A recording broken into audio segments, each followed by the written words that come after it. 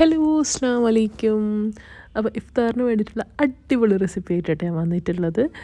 ഇതിന് വേണ്ടിയിട്ട് ഞാനൊരു സോസ് പാനിൽ 2 ടേബിൾ സ്പൂൺ കസ്റ്റർഡ് പൗഡറാണ് എടുക്കുന്നുള്ളത് കേട്ടോ. ഇതെന്തിനാണെന്ന് വെച്ചാൽ കസ്റ്റർഡിൻ്റെ ഒരു സോസ് ആക്കാൻ നല്ല ഹോട്ടായിട്ടുള്ള ഒരു പുഡിങ്ങാണ് ഞാൻ ഇന്ന് നിങ്ങൾക്ക് കാണിച്ചു തരാൻ പോകുന്നുള്ളത്. പിന്നെ ആവശ്യത്തിനുള്ള പഞ്ചസാര. അപ്പം ഞാനിവിടെ ഒരു 3 ടേബിൾ സ്പൂണിൻ്റെ അടുത്തോളം പഞ്ചസാരയാണ് എടുക്കുന്നുള്ളത്. 1 കപ്പ് പാൽ. എന്നിട്ട് നന്നായിട്ടൊന്ന് ഇതിനെ ഫസ്റ്റ് കസ്റ്റർഡ് പൗഡർ കലക്കി കൊടുത്ത് പിന്നെ ബോയിൽ ചെയ്തിട്ടെടുക്കാം കേട്ടോ.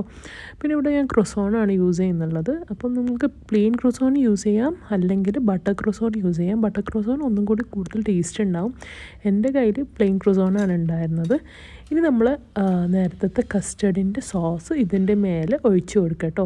ഇനി കുറച്ചൊന്ന് വിപ്പിംഗ് ക്രീം എടുത്തിട്ട് വിപ്പ് ചെയ്തിട്ടെടുക്കണം. വിപ്പ് ചെയ്തിട്ടല്ല കേട്ടോ, ഒരു ലിക്വിഡ് കൺസിസ്റ്റൻസിയിൽ വിപ്പ് ചെയ്താൽ മതി. കുറച്ചൊന്ന് വിപ്പ് ചെയ്യാനേ, അത്രയേ ഉള്ളൂ. പഞ്ചസാര നമുക്ക് ആവശ്യം ഉണ്ടെന്നില്ല, കാരണം ഓവർ മധുരമായാലും ഇത് ടേസ്റ്റ് ഉണ്ടായില്ല. ഒരു ഹോട്ടായിട്ട് കഴിക്കുന്ന ഒരു പുഡിങ്ങാണ് കേട്ടോ, ക്രൊസോൺ പുഡിങ്. അപ്പോൾ അതിൻ്റെ മേലെ ഞാനിവിടെ മിനിസ്ട്രൽസ് ഇടുന്നുണ്ട്. നിങ്ങൾക്ക് വേണമെങ്കിൽ ഇടാം, അല്ലെങ്കിൽ ചോക്ലേറ്റ്സിൻ്റെ എന്തെങ്കിലും ഷേവിങ്സോ ചോക്കോ ചിപ്സോ ഉണ്ടെങ്കിൽ ഇട്ട് കൊടുക്കാം.